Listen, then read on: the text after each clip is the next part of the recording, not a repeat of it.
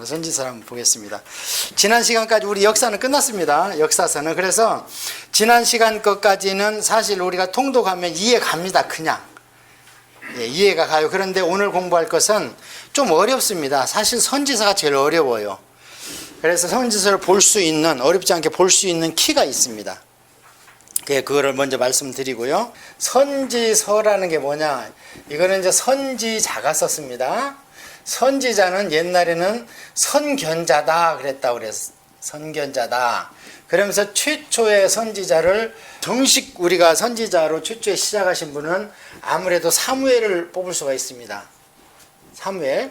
그래서 선견자라는 것은 뭐냐면 먼저 하나님을 다른 사람들보다 먼저 봤다는 거예요. 뭐를. 영적인 하나님의 세계를 봤다는 거. 본 사람 많이 있죠? 성경에 보면 사람들은 멀쩡한데 그 사람은 뭘 보고 들었다고 성경에 기록이 되어 있잖아요. 예를 들어서 사도 바울 같은 분도 하늘나라 올라갔다 왔다, 또 음성을 들었다. 근데 그 옆에 있는 사람들은 뭐래요? 피춤 받는지 모르지만 음성 못 들었다, 이런 얘기도 나오고. 그러니까 그 내적으로 어떤 하나님과 동행하고 있는 것을요, 그 옆에 있는 사람은 모릅니다. 예, 그래서 구별을 된 사람이에요. 그래서 이제 구약에 세 부류가 있다고 그랬잖아요. 선지자가 있고 제사장이 있고 왕이 있다고 그랬잖아요. 선지자는 그 시대를 향한 하나님의 말씀을 대언하는 자예요. 그래서 대언자라고도 하고, 하나님의 말씀을 저축해서 일반 백성한테 줬다 그래서 예언자다 이렇게도 얘기를 합니다. 그래서 그분이 사실 영적 서열은 제일 높죠. 그래서 인간으로서는 너 선지자 해라 이렇게 못합니다. 누가 해야 되냐? 하나님이 강권적으로 딱 지목을 하면 저항해도 소용없어요. 저항해도 저는 더럽습니다 그럼 이리 와 그러면 그냥 숯불로 입술을 지져버리고 이래서 쓰고. 그래서 이 선지자, 제사장, 왕이 있는데 선지자는 하나님의 말씀을 내리는 자, 인간한테. 제사장은 인간의 죄를 하나님께 올리는 자. 그런데 왕은 하나님의 뜻을 가지고 백성을 통치하는 자. 이렇게 세 부류가 구약의 지도자였잖아요. 이제 그 중에서도 이 선지자는 기름 붓는 장면이 없습니다. 성경에. 제사장이나 왕은 기름 붓는 장면을 우리가 여러 번 봤죠. 그동안에 공부하면서. 그럼 선지자는 언제 기름을 붓냐? 영적 세계가 쫙 열릴 때 기름 부음을 받습니다. 하나님을 대면하고 말씀을 받고 뭘 보고 듣고 했을 때 그렇게 받습니다. 그래서 이 선지자는 아까 제가 중요한 얘기를 했는데 무슨 얘기냐면 모세가 준 율법이 있습니다. 율법. 레위기죠. 선지자는 이 율법을 생각나게 하든지 또는 그 율법과 그 당시에 하나님의 백성들이 살아가는 것을 율법에 비추어서 해당하는 말씀을 줍니다. 그러니까 율법을 다시 주는 게 아닙니다. 율법은 레위기로서 완성이 됐습니다. 구약 백성의 율법은. 그런데 이 율법대로 못 살으면 이제 그 율법에 근거해서 하나님의 책망을 하시든지 권면을 하시든지 위로를 하든지 아니면 소망을 주든지 이렇게 나타납니다. 그래서 모세가 신명기가 모세의 유언장이라고 그랬잖아요. 그래서 레위기로 설명한 부분도 있지만 당부의 말씀이 참 많습니다. 거기에 당부할 때 13장에 신명기 13장에 앞으로는 선지자라는 분이 나타날 거라는 얘기를 합니다. 그 다음에 18장에 가서 다 하나님의 선지자가 아니다. 가짜가 나온다. 거짓 선지자가 나온다. 거짓 여자 선지자가 나온다. 이런 얘기를 두 번에 걸쳐서 이미 말씀을 했습니다. 모세를 통해서. 그래서 이제 선지자라는 정의를 이렇게 알아야 되고요. 이미 말씀을 했다. 왜냐하면 이것은 율법은 완성되게 주셨지만 그 율법이 시대의 흐름에 따라서 사람들이 실제로 하나님의 복을 누리지 못하든지 이랬을 때 하나님께서 인도를 하기 위해서 그 시대를 향한 말씀. 그래서 여러분이 예레미야서를 읽고 왔는지 모르지만 예레미야서에 보면은 요시야라는 왕이 나오는데 참 착한 왕이에요. 어렸을 때 왕이 됐는데, 그런데 이 요시야가 16살쯤 됐는데 성전을 정결케 하는데 헌금함에서 율법책이 나왔어. 그래서 그 율법책을 갖다가 읽습니다. 읽는데 막 요시야 왕의 가슴을 쥐뜯습니다. 맞구나. 우리 민족이 바로 이 말씀을 못 지켜서 그렇구나 하는데, 거기서 중요한 말씀이 뭐가 나오냐면 그렇다면 율법이 이렇게 얘기를 했다면 우리가 지금 율법대로 돌아가고 있다. 그럼 우리가 다시 하나님한테 돌아가서 복을 누리고 살아야 되는데 이 시대를 향한 하나님의 말씀이 무엇인지를 여선지자한테 가서 물어봐라. 그 당시에 이제 남자가 쓸만한 사람이 없었나 봐요. 그래 하나님이 훌다라는 여자를 들어 썼습니다. 그 훌다한테 가서 지금 율법책이 있습니다. 있는데도 불구하고 왕이 이 시대를 향한 하나님의 말씀이 무엇인지 선지자를 가서 물어보고 나한테 와서 얘기를 해달라 그래요. 이게 굉장히 중요합니다. 왜 중요하냐면 오늘날 우리가 신앙생활을 할 때 우리가 신앙생활이 움푹짐푹하고 들쑥날쑥하면 우리가 뭔가 지금 말씀대로 못 누리고 사는 거예요. 어떤 말씀이냐면 사복음서를 기초로 한 말씀을. 그렇다면 그 사복음서나 예수님이 말씀을 기초로 해서는 이 교회 시대에 오늘날 교회의 정황이나 성도의 삶이 신앙적으로 못 산다. 그러면 이 시대를 향한 하나님의 말씀이 있다는 겁니다. 그렇다고 해서 성경에 뭐 예수님의 팔복이나 또는 예수님께서 주신 사실 신약 성경이 조항이 훨씬 많습니다. 구약보다. 더 어렵고. 우리는 그냥 예사로 뭐 율법이 완성됐다. 예수님만 믿으면 된다 그러는데요. 내 계명을 지키지 않는 자 나에게 합당하지 않다. 예수님 말씀 그 사복음서 보십시오. 얼마나 무서운 말씀이 많은지. 그런데 그런 건 예사로 안 봐. 성도들 그냥 예수님만 믿으면 된다는 거예요. 그냥. 예. 그래서 그 예수님이 그렇게 말씀을 하셨는데 우리가 다 알고 다 지킬 수 없잖아요. 그러니까 교회고 성도고 옆길로 갈 수 있어요. 그럼 이 시대를 향한 말씀을 하나님한테 들으려면 어떻게 해야 되느냐? 구약에는 그렇게 선지자를 통해서 주셨잖아요. 오늘날에는 성령님이 그렇게 주신다는 거예요. 각자한테. 그러니까 내가 성령님의 인도함 받았다. 말씀을 들었다. 꿈을 꿨다. 그게 잘못된 게 아니라는 겁니다. 그런데 내가 말씀을 듣고 꿈을 꾸고 또 어디 가서 막 말씀을 들었는데 가서 굴 속에 가니까 금괴가 있었어. 거기에서 금으로 된 책을 펴내가지고 내가 번역을 했어. 이제 이런 방법으로 우리를 인도하는데 그건 잘못된 거예요. 그건 잘못된. 왜 그러냐면 우리를 구원하는 구속사, 구원사가 있는가 하면은 우리를 인도하는, 제가 이걸 말씀드려요. 구속사가 있는가 하면 우리를 인도하는 구원으로 이끄는 구원사가 있다. 이 말씀 기억납니까? 우리의 구속사는 예수님이에요. 우리는 공짜로 얻어가지고 굿 프라이데이라고 하지만 예수님께서는 피를 흘리면서 값을 치르신 겁니다. 공짜가 아닙니다. 우리 입장에서 공짜니까 굿 프라이데이라고 그러지. 그래서 이것은 구속입니다. 값을 치렀습니다. 우리를 구원하기 위해서. 그런데 예수님께서 값을 치렀는데 우리는 구원을 받았는데 옆에 있는 사람은 아무리 얘기를 해도 구원의 대열에 안 들어와. 그건 뭐냐? 그 안에는 구원의 역사가 없다는 거예요. 구원의 역사. 그럼 구원은 누가 이루어가냐? 성령 하나님이 이루어가는 거예요. 그래서 신학교에서 구원론이라고도 하고 이것을 성령론 이렇게 합니다. 신학교 가면 조직신학이 7마당이 있습니다. 근데 거기에서 예수님을 기독론 그래요. 그 다음에 이제 예수님 다음에 성령론을 배울 때 성령론 그렇게도 얘기를 하지만 그것은 구원론 이렇게 얘기를 합니다. 그래서 예수님의 십자가와 그 다음에 믿은 뒤에 우리의 삶을 인도하는 성령님이 우리 안에 와 계셔야 되는 거예요. 그래야지 우리가 죽을 때까지 구원을 잃지 않고 구원을 유지하다가 죽으면 이튿날 천국에서 깨어나는 겁니다. 그래서 말씀이 우리를 인도하는 그 원리가 따로 있고 그걸 적용함에 있어서 상황에 따라서 하나님이 분명히 주시는 말씀이 있습니다. 공통적으로 주신 성경도 있지만 그것은 뭐냐? 성령의 인도하는 삶이다.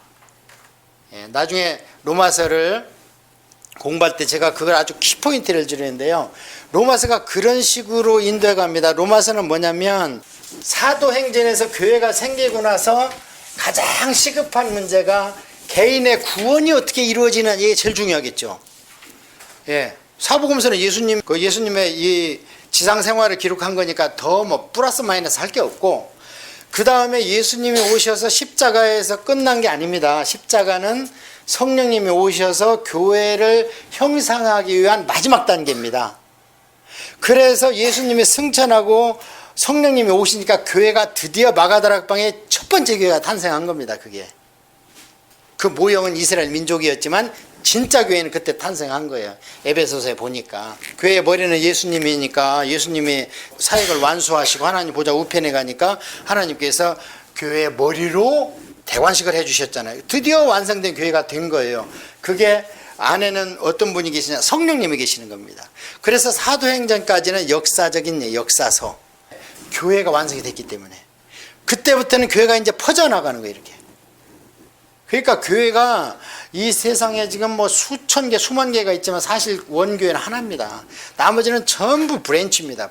근데 인간들이 잘못해가지고 그냥 내 교회라는 생각이 드니까, 내 교단이라는 생각이 드니까 자꾸 교류를 안 하는 거예요. 제가 레위기 강의할 때 말씀드렸는지 모르지만 레위기를 보면 레위인들은 어느 지파에 가든 동일한 대접을 받게 돼 있습니다. 그 얘기는 뭐냐면 시골 교회에 있는 목사님도 큰 교회 목사님이나 동일한 대우를 받게 돼 있습니다. 원래 성경적으로는. 그게 옳지 않겠습니까? 인간의 생각이 껴들어갔기 때문에 그게 지금 자꾸 파쇄되고 우리는 그런 가운데에서 교회 생활을 했기 때문에 이게 온당한가 보다 타당한가 보다. 우리 상회비를 조금 더 내가지고 미자료 교회 목사님들 생활비 우리가 100% 책임지자. 그래서 마음껏 목회할 수 있도록 하자. 그런데 그게 안 됐으면 왜 안 됐겠어요?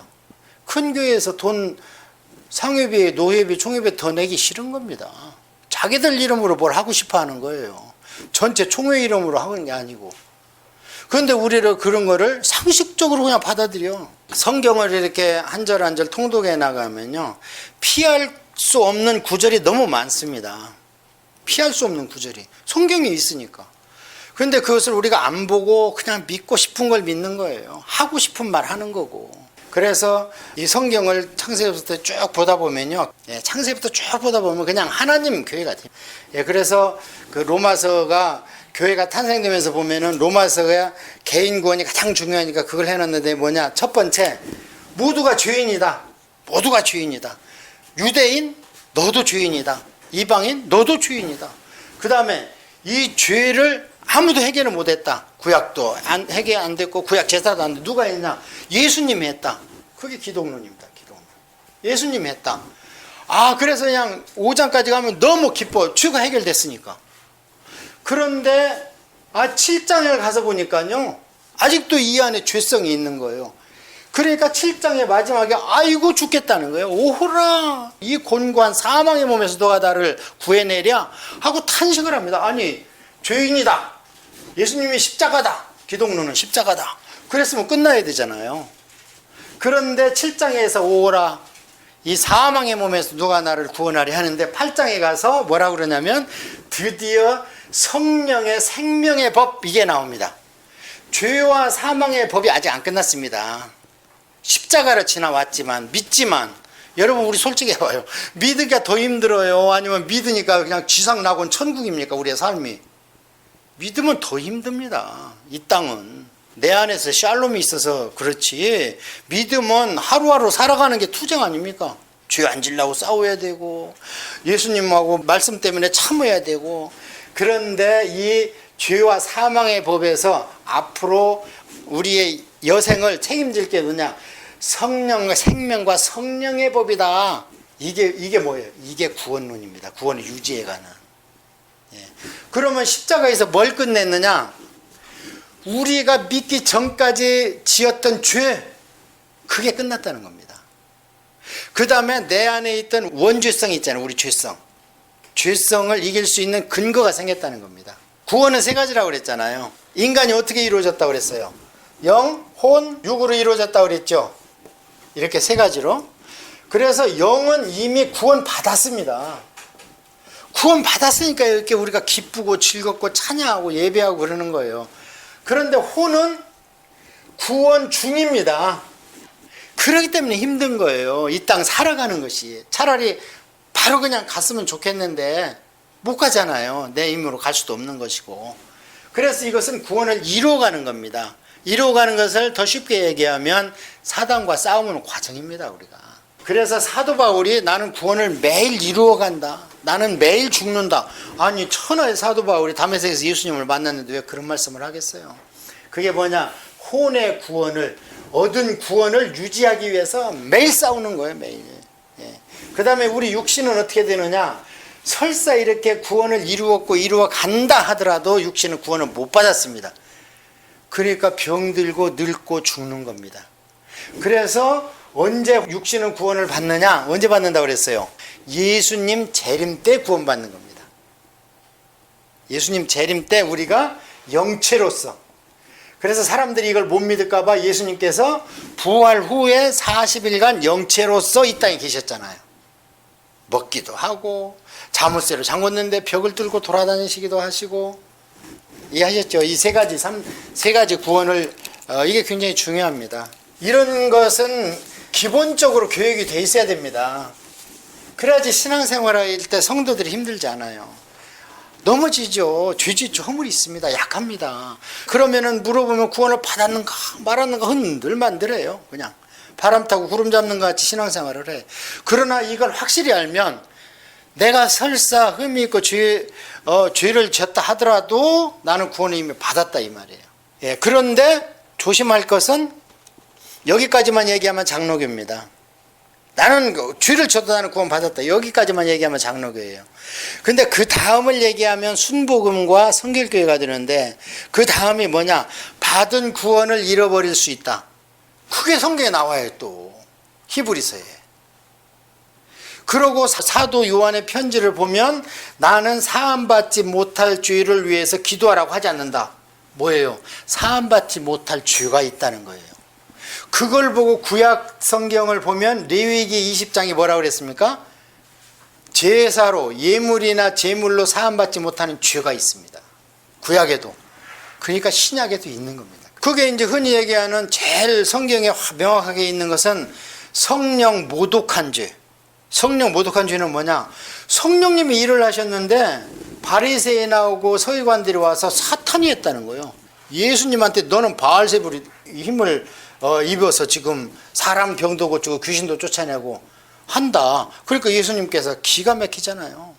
지금 하나님께 영광을 돌려가지고 많은 사람이 하나님께 돌아오기를 바랬는데 그 일을 행한 자를 바알세불의 왕이라고 그러니 전부 사단 새끼고 하나님을 사탄화 시켜버렸잖아요. 그러니까 그런 것은 용서가 안 된다. 거기에 나옵니다. 영적 대결에서 영광을 사단한테 돌리는 거 안 됩니다. 그 다음에 또 하나는 성령님을 회방하는 거. 지금 교회 시대에. 그건 뭐냐? 선교를 하는데 의도적으로 가서 선교를 방해한다든지, 그 다음에 바른 길로 가서 복음을 알고 구원을 받고 싶은데 이단 사이비로 가가지고 그 사람을 꼬드겨서 지옥으로 끌고 간다든지, 이게 거짓 선지자입니다. 그래서 우리가 요한계시록에 보면은 사탄이 천년왕국 동안 무적행에 가둬놔요. 무적행에다가. 그런데 이때 한쪽에 지금 지옥 없습니다. 지옥은 아직 완성이 안 됐습니다. 지옥은 이때 완성이 됩니다. 요한계시록 하면 이때 펄펄 끓는 레이크 오브 파이어, 불못이 있어요. 근데 여기에 먼저 누가 들어가냐? 거짓 선지자가 1등으로 들어갑니다. 이게 누구냐? 이단 사이비. 아예 이방 종교 그것들은 나중에 지옥 넣어버리지만 기독교의 탈을 쓰고 예수 그리스도라 하면서 내 양을 딴 데로 끌고 가. 우리 이런 데 현혹되는 거예요. 믿는 사람들이. 우리가 어디 절에 갑니까? 모슬림에 갑니까? 안 갑니다. 그런데 잘못 성경 공부를 하면 이단에 빠져버려. 그렇잖아요. 그래서 이 거짓 선지자를 먼저 지옥불에 넣어버려요. 적그리스도하고. 그러고 나서 천년왕국 후에 사단은 잠시 내놔. 그러면은 천년 동안 무적행에 가 있는 거예요. 지옥에 안 가고 사단은. 천년왕국 뒤에 일로 집어넣지, 지옥불에. 그러고 사망으로 해서 싹 끝내버리죠. 사망과 사탄을 넣어버려가지고. 아직 지옥은 완성이 안 됐습니다. 지금 어디가 있느냐? 음부에 가 있습니다. 음부. 믿는 자, 우리가 갈 최후의 머물 천국 완성됐습니까? 우리가? 천국 완성 안 됐잖아요. 예수님이 너희 머물 맨션을 내가 만들러 간다. 이 천국이 언제 완성이 되는가? 요한계시록 21장 보니까 완성이 돼서 하늘에서 내려오잖아요. 그때 지옥이 완성되는 겁니다. 그래서 우리는 그러면 지금 그 사이에 어디로 가느냐? 낙원으로 갑니다. 파라다이스로. 그래서 그 사이를 영적 중간기다 그렇게 얘기를 해요. 어렵지 않죠? 이 땅에서 우리가 너무 그 유한적인 사고와 육신의 세계에서 살다 보니까 세계관이 그렇게 돼 있습니다. 저는 그렇게 믿지 않거든요. 그러니까 자꾸 시작이 있으면 끝이 있다고 생각을 해요, 사람들이. 그렇지 않아요. 우리는 지금 눈에 보이는 이런 존재가 아닙니다. 원래 우리 영물은 단지 육신이 아담 할아버지의 죄로 말미암아 육신이 우리가 사형 선고를 받았기 때문에 지금 하나님이 준 기한대로만 여기 사는 거지요. 원래 우리가 아니죠. 그럼 어떻게 해요? 뭐 늙고 병들고 그러면은 그 몸으로 나중에 부활하면 어떻게 되겠어요? 애기들은 뭐 영아들은 깐난애기로 부활됩니까? 전혀 그렇지 않아요. 이런 것들은 이제 처음에 기초로 공부를 했어야 되는데 하여튼 이제 그렇게 하고요. 우리가 이스라엘 백성을 하나님이 몇 년간 인도하셨습니까? 아브라함이 BC 2500년도에 아브라함을 픽업했지만 500년 동안은 이스라엘 민족이 아니었지요. 그냥 그러다가 모세 이후로 이스라엘 민족이 돼가지고 그로부터 쭉 1000년 동안 인도를 받았습니다. 그거는 역사적으로 우리가 역사서를 공부했는데 이제 그 1000년 동안 하나님께서 이스라엘 백성을 향했던 그 마음을 오늘 우리가 공부를 할 건데요. 그래서 이제 선지자라 하면 아까 얘기한 선견자인데요. 두 가지가 있습니다. 성경에 어떤 선지자가 있냐면 구두 선지자가 있고 그 다음에 이걸 이제 구술 선지자라고도 해요. 그 다음에 문서 선지자가 있습니다. 구두 선지자는 뭐냐면 그냥 하나님의 내 말씀이 임하셨다 하면서 말을 탁탁 하는 거예요. 가장 좋은 예가 뭐냐면 나단한테 하나님의 말씀이 임하니까 다윗한테 가서 그걸 지적하지요.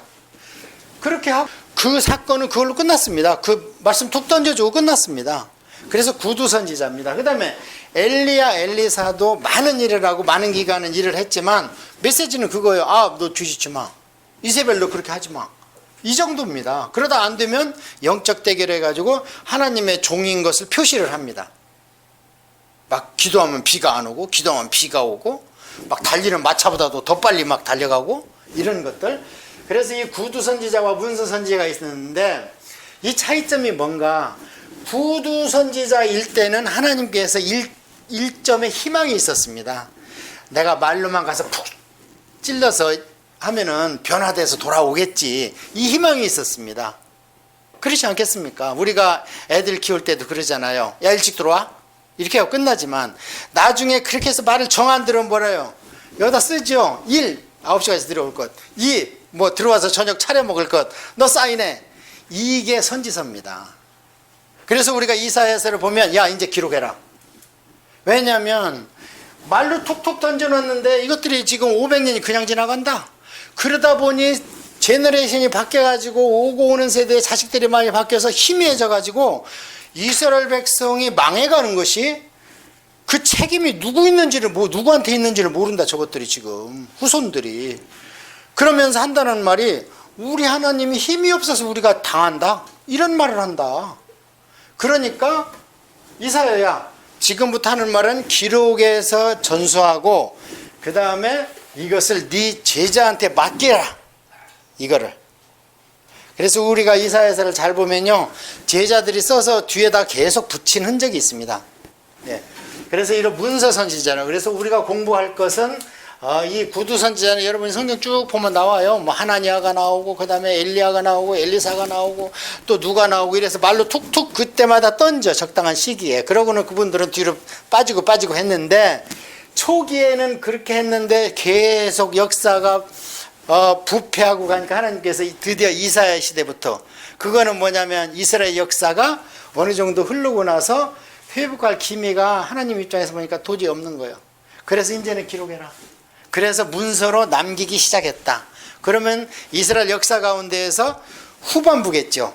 중후반부. 네, 그렇게 하시면 돼요. 그래서 이 문서 17권을 오늘 공부를 할 거예요.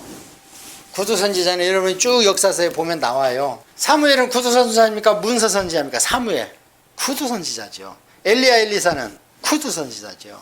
예. 사무엘서 나와 있지만 그거는 하나님의 말씀이 아니라 역사적인 흐름이었잖아요. 사울 얘기, 다윗 얘기 이렇게. 그리고 사무엘의 말씀은 가끔 나오잖아. 그 이스라엘이 처음에 단일 왕조로 몇 년 있었어요? 120년 있었죠. 40. 그러다가 남북으로 나눠져 가지고 북쪽이 쭉 이게 언제냐? BC 930년 솔로몬 때 북이 쭉 가다가 200년 정도 가다가 BC 722년에 망했습니다. 그리고 남쪽은 쭉 더 가다가 BC 586년에 망했습니다. 그래서 한 150년이 더 갔다. 이렇게 제가 우리 공부했죠, 역사서를. 그러면 이 앞에 부분은 문서 선지자가 나왔겠어요? 구두 선지자가 나왔겠어요? 앞부분은 구두 선지자가 나왔죠, 당연히. 그러다가 BC 740년경, 망하기 한 20년 전이죠. 북이스라엘 망하기. 이때부터 이사야가 기록하기 시작하는 겁니다. 이때부터. 자, 그러면 이때부터 기록했을 때는 하나님 입장이나 이스라엘의 역사를 이제 우리는 뒤에서 보죠. 역사가 한참 흘러온 뒤에서 지금 다 보고 있잖아요. 이스라엘 역사를. 그러니까 그들의 역사적인 기간을 다 우리가 이제 세팅할 수 있잖아요. 그러니까 이제 이때 기록하라는 이유가 이스라엘에 싹수가 없구나. 그러면 이스라엘의 역사가 이때부터 이제 복잡해지는 거예요. 왜 복잡해지냐면 저대로 하면 그냥 하나님께서 화가 나서 참고 참았는데 그러면 하실 말씀이 적어요, 많아요? 시간은 짧지만 하실 말씀은 엄청 많잖아요. 엄마들 잔소리가 그렇잖아. 사춘기 때 왜 이렇게 많아? 한 얘기 또 하고 한 얘기 또 하고. 그 똑같습니다. 그러니까 여러분이 선지서를 보면 아이고 지겹도록 그 얘기를 또 하시는 것 같아, 막 계속. 예. 그래서 이 망에 가기 때문에 하실 말씀이 많은 거예요. 예. 그래서 이 선지서를 우리가 어떻게 나눌 수 있느냐? 이제 이 이스라엘 역사의 후반부를 확대하면 어떻게 나눌 수 있냐면은 망하기 바로 전에 하실 말씀이 더 많겠죠.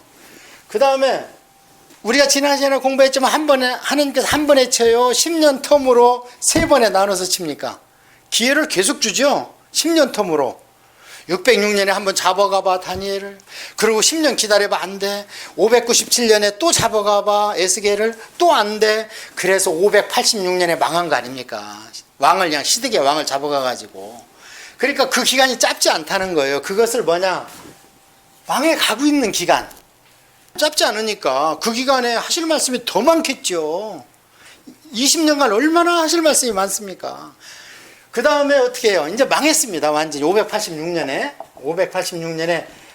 여기서 딱 망하고 나서 70년 후에 돌아오잖아요. 70년 후에. 그래 이 망한 후반부에 하신 말씀은 별로 없어요. 이제 망해버렸는데 이제는 돌아간다는 얘기를 해줘야지. 그리고 앞으로 유대인이 어떻게 역사가 이제는 유대인뿐이 아니라 너희를 내가 제사장 나라로 쓰려고 그랬는데 틀렸다. 싹수가 없다. 이제 내가 메시아를 보내서 대속해가지고 만민을 내가 상대하겠다. 그런 시대가 오면 미래에는 이제 유대인의 역사만 공부를 하겠어요? 아니면 전 인류의 역사를 공부하겠어요? 유대인을 하더라도 선지자를 통해서 전 인류의 역사를 보여주는 거예요. 그게 다니엘서거든요. 그래서 다니엘서가 자꾸 요한계시록 갖고 결부시켜서 해석을 하니까 이단이 많이 나와. 거기에서.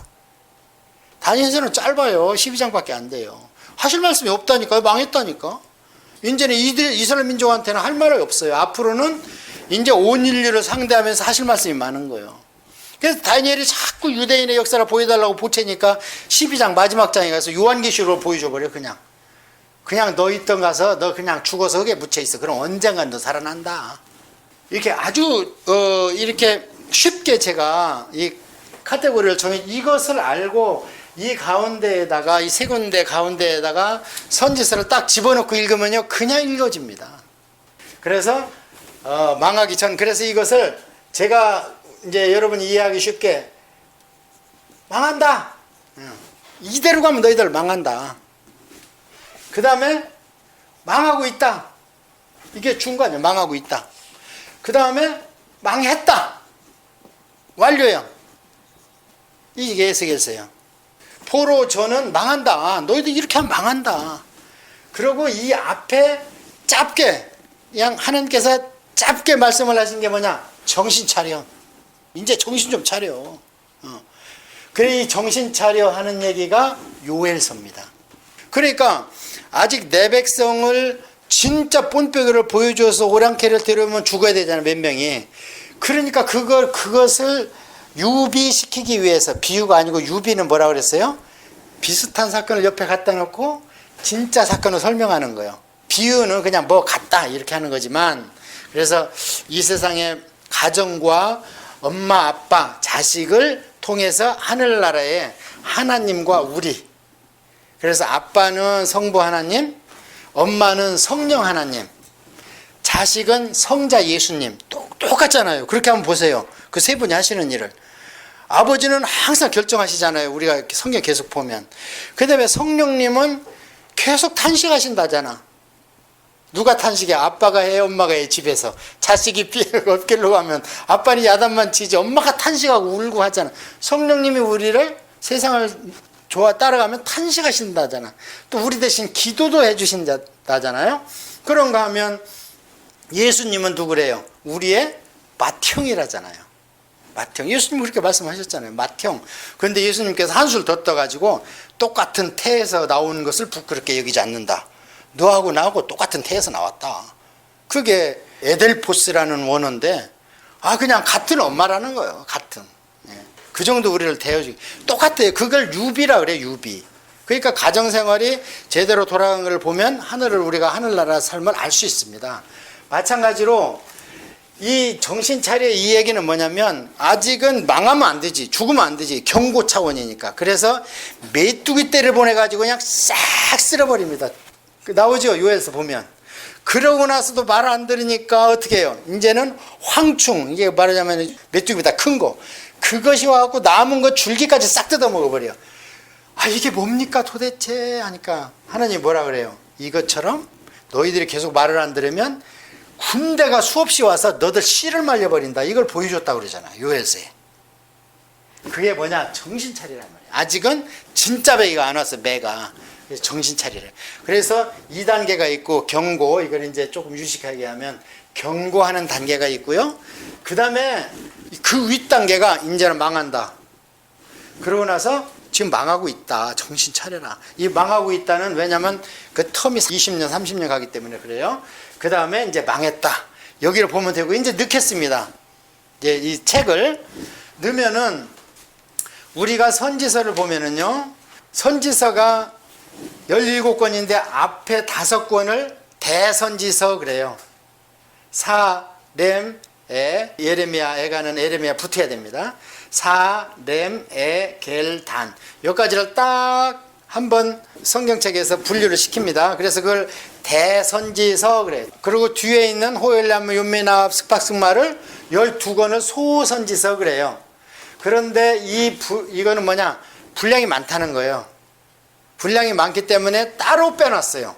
왜냐면 성경을 열심히 공부하다가 이사야서가 60장까지 있는데 그 안에 폭 빠져버리면 내가 지금 어디를 읽고 있는지 이사야서의 골짜기에 빠져갖고 헤어나지를 못해요. 그래서 이런 것은 따로 빼서 공부해라. 그 다음에 예레미야서는 제일 성경 중에서 큰 책이 예레미야서하고 시편입니다.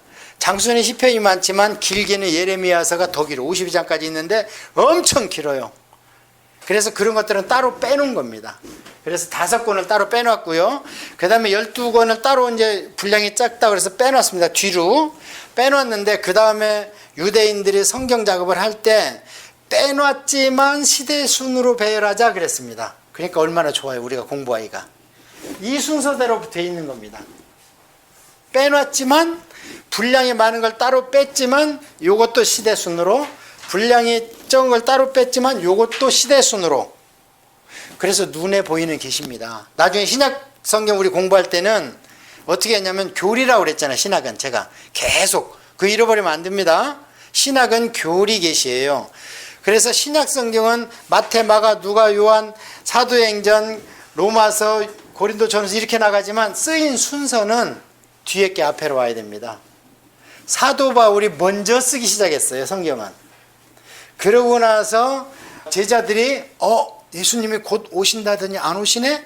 하면서 써놓은 것이에요. 그런데 나중에 교리를 공부할 때 보니까 예수님이 오셔서 신약교리를 완성해야 되니까 맨 앞으로 간 겁니다, 그게. 그 다음에 예수님의 십자가는 교회를 위한 거기 때문에 교회 탄생 사건을 기록해 놓은 게 사도행전이 그래서 간 거예요. 그 다음에 교회라는 것은 구원받은 성도와 그 다음에 구원을 유지해가는 성도, 그 다음에 교회가 어떻게 막 쓰면은 세상 사람들이 막 와서 장로파 누구파 패당 상긴다 이런 유형 교회의 문제점 이런 것들이 순서대로 생기는 문제점을 집약해서 배열 순서를 정한 것이 신약 성경입니다. 그러니까 나중에 신약 공부할 때도 교리적 계시니까 그 두 신구약의 차이점을 확실히 제가 알려드리는 거예요. 구약 성경은 볼 때는 무조건 시대적입니다. 시대적. 신약 성경은 무조건 순서가 교리적입니다. 교리적. 쓰여진 시간하고 아무 관계 없어요. 신약 성경은. 자, 그것을 참고로 그렇게 이제 제가 이제 통독을 해야 되니까 여러분이.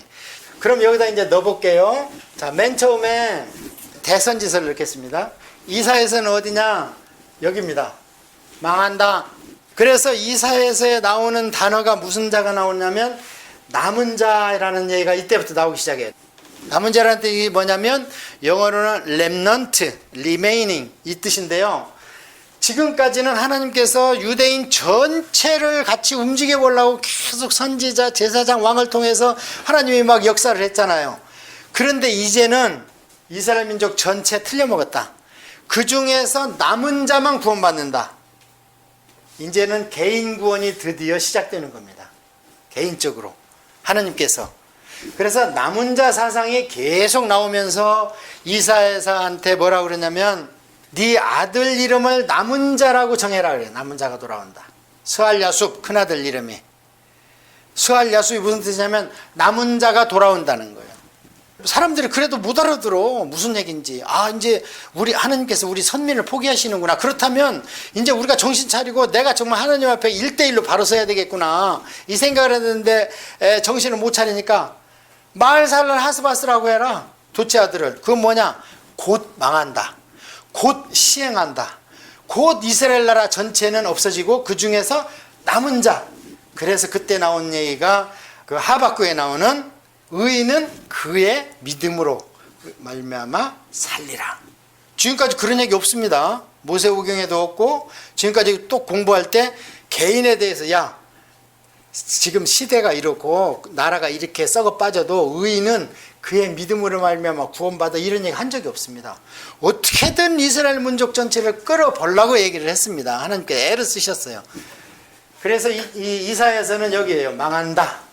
그래서 이사야가 왕족입니다. 그래서 그렇게 쓴소리를 해도 죽일 수가 없습니다. 왕들이. 그래서 50년 이상을 왕실 근방에서 사역을 한 분이 이사야입니다. 그 다음에 그러다가 이사야의 바톤을 잃어버리는 분이 누구냐? 대선지서에 이사야에서 다음에 누가 나와요? 예레미야가 나오죠. 예레미야. 예레미야면은 어디냐면 왕조로 보면은 우리가 요시야 왕이라고 8살 때 왕이 돼가지고 정신 바짝 차렸다는 사람 있잖아요. 그런데 이 사람이 39살에 애굽이 아시리아를 치러 가는데 거기를 가로막어 아메겟돈 평지에서 나 볼까? 너 가려면 나를 먼저 이겨봐. 왜 그랬냐면 39살밖에 안 먹었는데 하나님이 너무 사랑하시는 거예요. 그래가지고 막 하는 데마다 이기고 막 하는 데마다 하나님께서 능력으로 함께 하시니까 세상에 애굽왕을 대적해서 이길 줄 알아요. 왜 그러냐면 사실은 그것도 정세 판단을 해보면 아시리아가 망할 때 그 큰 땅을 바벨론이 먹고 애굽이 먹고 서로 먹고 싶어 하죠. 그렇지 않겠어요? 그래서 바벨론이 먹기 전에 애굽이 먼저 치려고 하는데 애굽을 딱 중간에서 가로막어 이 요시야 왕이. 그러면 이 요시야 왕은 무슨 파예요 지금? 애굽파요? 바벨론파요? 바벨론파요. 막아주면 바벨론이 좋아하잖아요. 그러니까 벌써 하나님이 능력 주셨지만 세상 일에는 함부로 나서는 게 아닙니다. 39에 죽으니까요 백성이 얼마나 울어졌겠는지 나중에 스가랴서를 보면 무슨 애통하고 복장 터지고 애간장이 끓는 일만 있으면 요시야 왕이 거기서 죽었을 때처럼 우리가 운다 이런 속담이 생겼대요. 그 사람이 좀 오래 살았으면 역사가 바뀔 판이거든. 유대인도. 그리고 하나님께서 네 할아버지 므낫셋이 야 아주 몹쓸 죄를 많이 져서 내가 이거 망쳐야 되겠는데 네가 지금 너무 잘한다. 그래서 네 생전은 내가 못 망치겠다. 그러면 어때요? 계속 오래 살면서 하나님 뜻대로 살다가 그런 자식 하나 나서 또 그 뜻대로 살면 어때? 이스라엘은 안 망합니다. 그래서 그게 어디에 비유되냐면 영적으로 우리가 승승장구한다 그래서 세상 일에도 내가 나선다 안 되는 거예요. 옛날에 제 친구가 한 30년 정도 됐네요. 신우회를 조직해가지고 제가 불을 받고 보니까 일주일에 한 번씩 모이는 게 양이 한 차. 그래갖고 글쎄 지하실에 가서 점심 먹을 사람 미리 먹고 와. 그래갖고 1시간 딱 시간 주잖아요. 얼마나 예배를 열심히 드렸는지 쫓겨났어 거기서. 시끄럽게 하지 뭐 나가라고. 그래서 그 옆에 나가서 이제 예배를 드리는데 그 중에서 7명이 헌신을 했습니다. 젊은 사람들 헌신해가지고 다 파송을 다 했어요. 근데 세상에 대통령이 입 후보를 해버려가지고. 그래서 표를 몇 프로 못 받으면 그 돈을 못 돌려받잖아. 그 기탁금이라고 그러죠. 표를 몇 프로, 5%인가 3%가 못 받으면 그 기탁금을 못 받습니다. 그럼 헌신하는 사람들 어떡합니까? 그래가지고 지금까지 고생하면서 선교합니다. 사명 가지고. 그게 뭐냐? 하나님이 쓰신다고 그래서 세상 일에 나서는 거 아니라는 거예요. 장로가 대통령이 되어야 되는 거 아닙니다. 그런 시대는 갔다니까. 만약에 우리가 신정국가 시대, 이스라엘처럼 하나님이 통치권도 있고 일반 율법을 다 하나님께서 레위기로 줬던 것처럼 그런 시대에 우리가 산다면 100% 장로가 대통령이 돼야지. 100%. 왜냐하면 하나님의 국가니까 그건 이 땅에 있지만. 근데 그 시대는 가버렸어. 끝났습니다. 그 시대는. 마지막으로 그걸 시도하려고 그랬던 게 제네바 아닙니까? 켈빈하고. 장로회가 그런 데서 나온 겁니다. 그 시의회가 다 장로들이 의회를 들어가야 돼. 그리고 장로회의가 시의회야. 그런데 결과가 어떻게 됐습니까? 그거는 신약성경 교리를 잘못 본 거예요. 아무리 칼빈이라 하더라도. 그 시대는 갔습니다. 언제로 갔냐? 예수님 십자가 사건 이후로 집단으로 구원하고 집단으로 계시하는 시대는 갔습니다. 그래서 우리가 요에서 좀 이따 볼 텐데 그때가 되면 내가 만민에게 남종 여종에게 내 성령을 물붓듯이 부어주겠다. 이것은 오늘날 우리는 예사로 듣지만 구약 이스라엘 백성한테는요 경천동지할 얘기죠. 왜요? 왕이나 제사장이나 선지자 그 사람들한테만 기름을 부어야 되는데 남종 더군다나 여자까지 기름을 붓겠다네. 요엘서에 보니까 그 시대가 이루어졌다고 제 얘기가 아니고 사도 베드로가 마가의 다락방에서 그 말씀이 이루어졌다 그러잖아요. 막 불 받아갖고 여자고 남자고 막 방언하고 통변하고 난리를 피니까 아니 9시인데 뭔 술들이 이렇게 취했어. 그러니까 새 술에 취한 게 아니고 요엘서 3장 말씀이 이루어졌다 선포하잖아요. 예. 그 시대 이후로는 없다는 거예요. 부부간에도 소용없어. 부자지간에도 소용없어. 이제는 개인 구원입니다. 성령님이 오셨기 때문에. 자, 그래서 여기에서 예레미야가 오는데 예레미야가 망하기 전부터 활동을 시작합니다. 그 요시야 왕 때부터. 그러니까 아직도 많이 남았죠. 그래서 1차로 잡혀갈 이미 경고를 했습니다. 그런데 예레미야하고 영적 대결한 하나니라는 나쁜 거짓 종이 나왔어요. 거짓 선지자가 나와가지고 예레미야를 묵사발을 만들죠. 근데 그때 국무총리가 바스올인데 바스올도 하나니야 거짓 선지자 말을 들어 잡혀갔지만 2년 내로 돌아온단다. 하나님이 내게 말씀하셨다. 그러니까 바스올이고 시드기야 왕이고 그 편을 들죠. 그러니까 뭐예요 지금? 미디어들 걸 믿는 게 아니고 자기 믿고 싶은 걸 믿는 겁니다. 이걸 조심해야 돼요. 자기가 믿고 싶은 걸 믿으면 이것은 기독교가 아닙니다. 하나님이 믿으라는 걸 믿는 게 기독교입니다. 뭘 믿으라고 하는가? 성경이 말하잖아요. 그래서 예레미야가 3번이나 감옥에 갇히고 막 우물에 갇히고 막 하면서도 끝까지 외치는 거예요. 그래서 얼마나 우러졌겠는지 세상에 나중에 보면은 하나님 차라리 내 두개골이 물통이 눈물샘이 되고 눈으로 눈물을 얼마나 흘렸는지 예레미야서 읽어보면 이럽니다. 그래서 어쨌든 지금은 개괄적인 걸 얘기하니까 그렇게 얘기를 해서 1차, 2차, 3차까지 하는데 마지막에 시드기야 왕이 아무래도 예레미야 말이 맞거든. 그러니까 부릅니다. 야, 하나님 뭐라고 말씀하시냐? 그러니까 시드기야 왕한테 하나님이 잡혀가랍니다. 70년 했답니다. 예레미야서 25장에. 가서 시키는 대로 하면 목숨은 살려주고 가서 땅도 사고 결혼도 하고 자리 잡고 사세요. 70년이면 작지 않습니다. 그런데 시드기야 마지막 왕이 뭐라고 그러냐? 야, 그런데 말이다. 내가 잡혀가면 먼저 잡혀간 왕과 귀족과 백성들이 다 죽일 건데 세상에 지금 그렇게 얘기를 안 잡혀가 자기 체면 때문에. 그렇게 하고 우리 둘이 한 얘기는 밧소리고 국무총리고 누구한테 얘기하지 마. 우리 둘이 딱 지키자. 왜냐면 벌써 그 얘기를 보면 시드기야도 허수아비 왕이라는 얘기죠. 예. 그러니까 실세를 잡은 이 강료들이 믿고 싶은 걸 믿는 겁니다. 밧소리라고 나쁜 사람이. 그래갖고 망합니다. 어쨌든 망하고 나서 마지막에 이제 딱 망했어요. 다 시드기야도 잡혀가고 다 잡혀갔어요. 근데 예레미야가 바벨론에서 딱 왔는데 이 사람이 예레미야입니다 하니까 뭐라고 그러냐면 너는 네 백성하고 왕하고 모든 사람한테 항복하라고 그랬다며? 맞다. 내가 항복하라고 그랬다. 그럼 좋다. 너는 내가 바벨론 데려가서 네가 원하는 대로 해주겠다. 가자. 근데 초이스는 너한테 있다. 그러니까 예레미야가 뭐라고 그래요? 나는 백성하고 남겠습니다. 내가 잡혀가면 진짜 외친 게 하나님의 말이 아니라 당신들 간첩 뿌락지로 나를 오해할 거 성경에는 그런 얘기는 없지만 정세상을 그렇지 않습니까? 첫째는. 두 번째는 애국자입니다. 아직도 남은 백성이 있어요. 근데 남은 백성은 나라의 근간을 이룰 만한 백성이 아니고 누구래요? 농촌에 있는 아주 이제 뭐 좀 속된 말로 무지랭이. 그냥 먹고 살고 땅이나 짐승이 와서 회파하지 않도록 70년간 경작이나 하고 그런 사람들이 지키고 있어야 나중에 돌아올 거 아닙니까? 그런 사람만 남겨놨다. 근데 불쌍한 거예요, 예레미야는. 그래 옵니다. 오니까 바벨론에서 여기에다가 이제 총독 정치 같이 친정 정치 체제를 세우죠. 총독을 세우고 그게 이제 옵니다, 예레미야한테. 그 사람 말대로 됐거든. 예레미야 말대로. 그래서 이 사람들이 이제 물어봐요. 야, 네 말대로 망했다. 그런데 이제 어떡하냐? 우리 여기 있어야 되냐?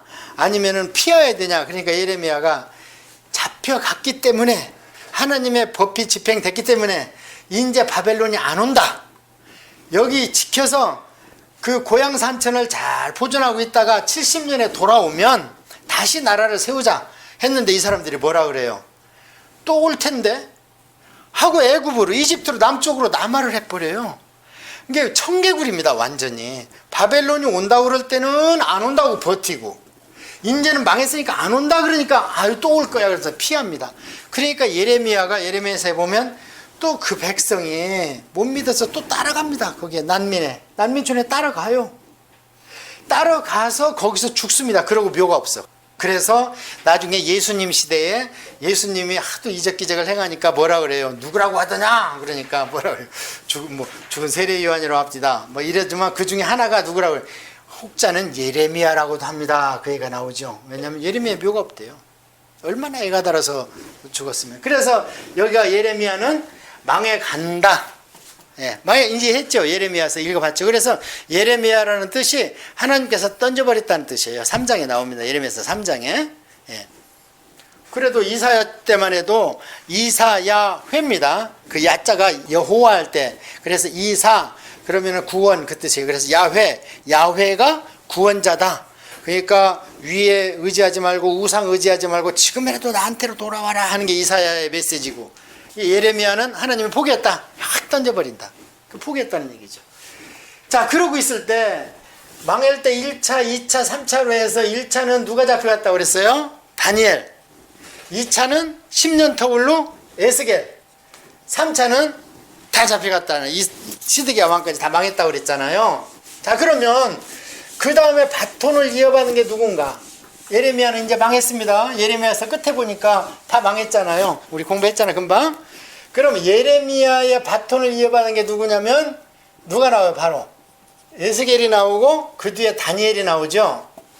자, 에스겔은 아까 2차 포로에 잡혀갔다고 그랬잖아요. 에스겔은 2차 포로에 잡혀갔으니까 우리가 에스겔서를 통독할 때는 글을 쓴 장소가 어디라고 봐야 됩니까? 바벨론이죠. 바벨론입니다. 그 다음에 다니엘은 더 먼저 잡혀갔어. 10년 전에. 그럼 다니엘이 그 책을 쓴 데는 어디입니까? 예루살렘입니까? 바벨론입니까? 잡혀갔으니까 바벨론이죠. 여기도 바벨론. 그런데 다니엘서에 보면은 다니엘의 상대방이 항상 누구예요? 왕이나 궁중의 총리죠. 뭐 느부갓네살 왕이라든지 다리오 왕이라든지. 그래서 다니엘은 왕궁에 있던 왕실 선지자죠. 에스겔은 그걸 잘 읽어보면 장로들이 와서 뭘 물어본다 그러고 백성들이 모여있다 그러고 막 이런 얘기를 합니다. 그래서 에스겔은 평민, 잡혀간 백성들의 평민 선지자입니다. 그 양쪽으로 역사를 해야죠. 그러면 사역이 뭔가 그러면. 그래서 에스겔서는 내 백성이 잡혀갔으니까 어떻게 하기가 쉬워요. 자포자기하고 낭망이 되고 절망하기가 쉽잖아요. 그래서 평민들을 계속 소망을 줍니다. 에스겔서는. 그래서 처음에는 잡혀간 사람들이 우리가 왜 잡혀갔는지를 몰라. 왜 잡혀가고 이 고생을 우리가 하나님의 백성이라고 우리 하나님이 제일 세고 홍해도 갈랐다는데 왜 우리가 잡혀왔냐. 도대체 우리가 뭘 잘못했냐. 그래서 에스겔서에 처음에는 뭐가 나오느냐. 죄를 파악해서 알려주는 게 나옵니다. 죄상을 알려줘. 죄상을. 그래서 죄상을 알려주려니까 과거의 죄상과 현재 예루살렘에 잡혀온 사람들이 죄를 지금 얼마나 짓겠어. 바벨론에서. 그러니까 예루살렘이 아직 망하기 전이니까 처음 쓸 때는 에스겔은 망하고 나서 쓴 책이 아닙니다. 망하기 전에 쓰기 시작해서 망하고 망한 뒤에 얘기가 많아요. 그러니까 예레미야는 망하기 전 얘기가 많고 그래서 후반부 조금만 망한 얘기. 에스겔서는 여기서 중복되게 조금 이어받았다가 망한 뒤에 얘기가 길어. 그래서 에스겔서 처음에 읽을 때는 아직 망한 게 아닙니다. 나와요 에스겔서에. 그래서 망한 게 아니기 때문에 우리가 왜 망했냐 하니까 하나님께서 어떻게 해요. 너무 급하시니까 보좌가 내려와 버려. 하나님의 보좌가 내려오죠. 막 보좌가 막 엘리야가 타고 갔던 그거는 이제 버금마차인가 봐. 이건 진짜 하나님의 보좌가 내려왔어. 그래갖고 네 천사가 붙들고 막 회전하고 난리를 펴. 그런데 거기 누구를 태우냐. 에스겔을 태워요. 딱 잡았어. 에스겔의 뒷덜미에 그냥 머리털을 잡아채. 화가 나고 치밀고 분이 나고 이런 얘기 써놔요. 이 백성이 죄를 지니까 지금 선지자가 못할 일을 당하는 거잖아요. 그래가지고 그 하나님의 보좌에 태워갖고 어디를 보여주냐. 예루살렘 성전을 보여주는 거예요. 그 얘기가 나오는 겁니다. 앞에.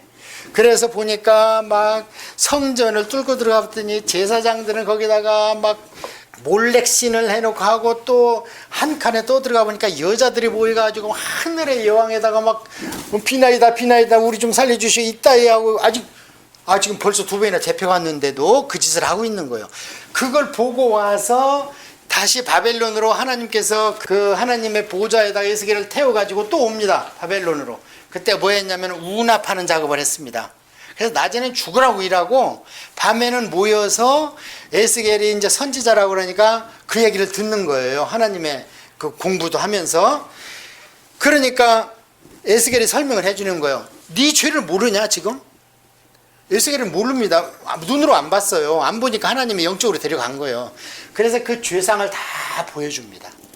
그러니까 에스겔서를 보다가 장로들이 내 앞에 나오면 하면 그건 좋은 얘기가 아닙니다. 지금 에스겔한테 트집 잡으러 온 거예요. 네가 하나님의 종이야?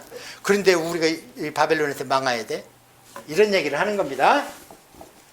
자, 그러다가 에스겔이 이제 쭉 나오다가 에스겔서 20장 이후로 가면은 무슨 얘기 나오냐면 끓는 솥 가마가 나오죠.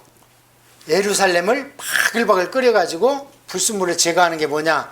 바벨론을 시켜서 완전히 연단에 들어가는 겁니다. 그리고 에스겔의 처가 죽는 사건이 나옵니다. 그것을 하나님께서 이스라엘 백성이 내 처인데 멸망시켰다. 처형했다. 사형시켰다. 그 얘기가 나오는 겁니다.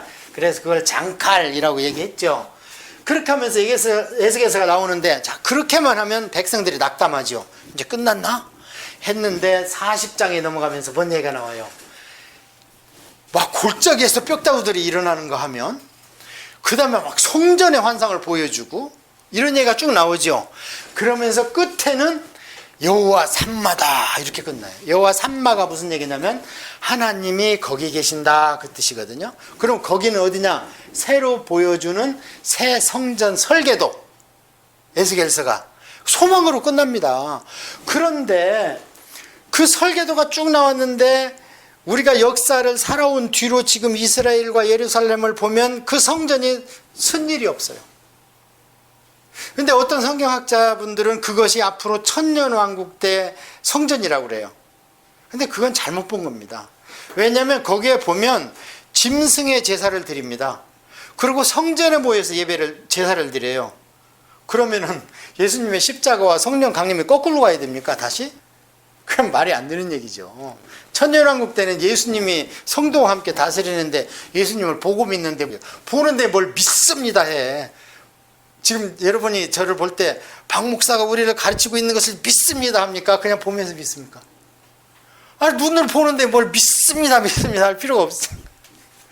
임마누엘 하시는데, 예, 그래서 그건 잘못 본 거고, 단서는 43장 11절에 있습니다. 에스겔한테 이 환상을 쭉 보여주고 막 희망이 솟구치는데 하나님께서 내 백성이 죄를 부끄러워하고 뉘우치거든 이 설계도를 줘라, 이렇게 나옵니다. 그런데 나중에 돌아와서 보니까 죄를 뉘우치고 부끄러워하기는커녕 20년 만에 도루묵이 돼버린 거예요. 도루묵이. 그러니까 이 성전 쓸 새가 없었던 겁니다. 예, 그렇게 보시면 됩니다. 그 다음에 다니엘서는 뭐냐? 다니엘서는 아까 어디 가서 유대인들하고 관계없습니다. 다니엘은 상대가 누구예요? 왕입니다. 왕. 그런데 왜 왕을 대적을 하냐? 그 당시는 살아있는 왕은 살아있는 신이라고 그랬습니다. 왕은 신입니다. 그래서 그 당시에 바벨론 같으면 살아있는 왕이 누구예요? 느부갓네살이죠? 그러면 그 당시에 신이 누굽니까? 느부갓네살이에요. 그가 죽어서 육신을 벗는 순간 그는 다시 신의 위치로 들어가는 겁니다. 그러면 우리 하나님이 최고다는 걸 증명하려면 누구를 때려잡아야 되겠어요? 느부갓네살을 때려잡아야 되죠. 나중에 페르시아가 왔을 때는 고레스나 다리오 왕을 때려잡으면 누가 최고예요?